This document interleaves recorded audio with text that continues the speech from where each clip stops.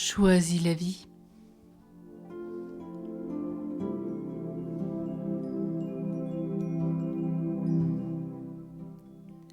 J'ai en moi ce que j'admire chez les autres.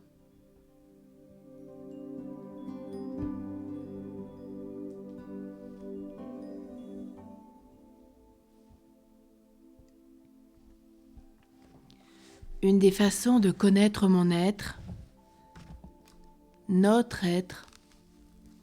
notre potentiel divin, est de regarder ce que nous admirons chez les autres. Nos dons sont souvent cachés par notre éducation, nos habitudes, nos routines, toutes nos duretés et par le manque de confiance que nous avons en nous-mêmes. Si je veux découvrir mon identité véritable, mon être, je vais rechercher ce que j'admire chez les autres. Si je suis très attirée par une qualité chez quelqu'un et qu'elle me touche, c'est que j'ai sans doute cette qualité au fond de moi. Ce qui me fascine chez l'autre est en moi. Mais ce n'est pas parce que j'admire un grand violoniste que je veux me mettre immédiatement au violon et devenir un virtuose sous prétexte que j'aurai ce don comme cette personne. Cela signifie seulement que dans les potentialités qui sont en moi, il y a de la musique, il y a le violon, le piano, la guitare, etc.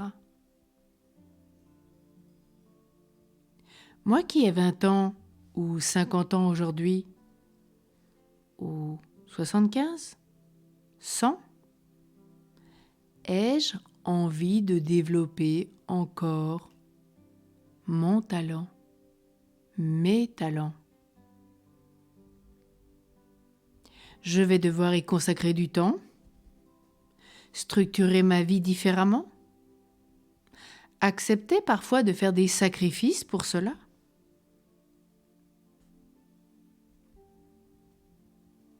Certains grands musiciens nous vous diront qu'ils se souviennent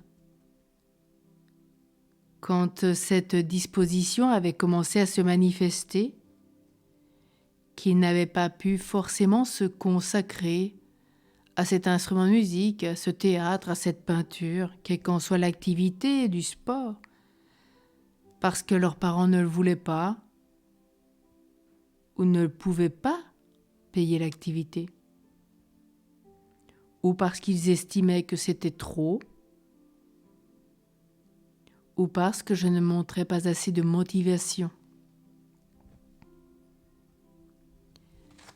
Si j'admire quelqu'un qui a de l'éloquence, ce don, sans doute ai-je dans mes capacités celle de savoir toucher les autres par ma parole.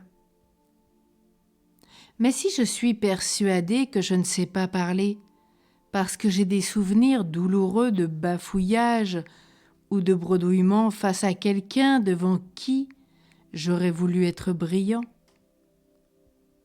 alors c'est peut-être glisser en moi un doute profond sur mon aptitude à la parole.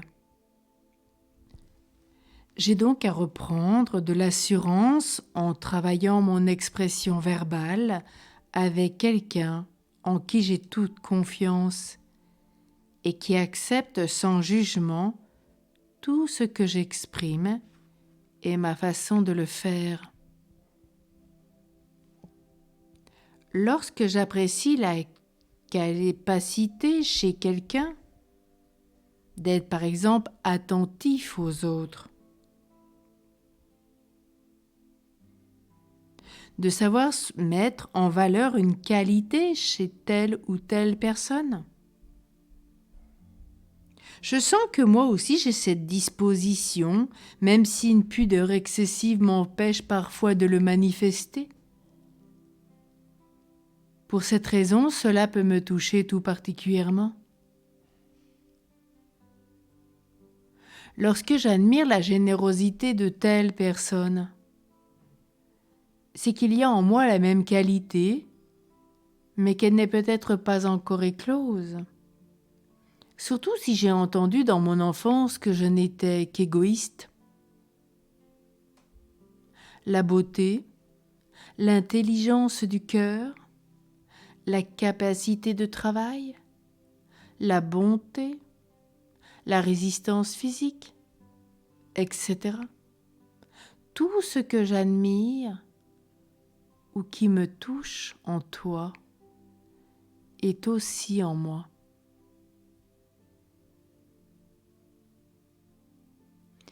Une vraie grâce. Nous ne serons plus jamais jaloux de personne, car tout ce que nous admirons et aimons chez l'autre est en moi et est en nous tous. Quelle joie!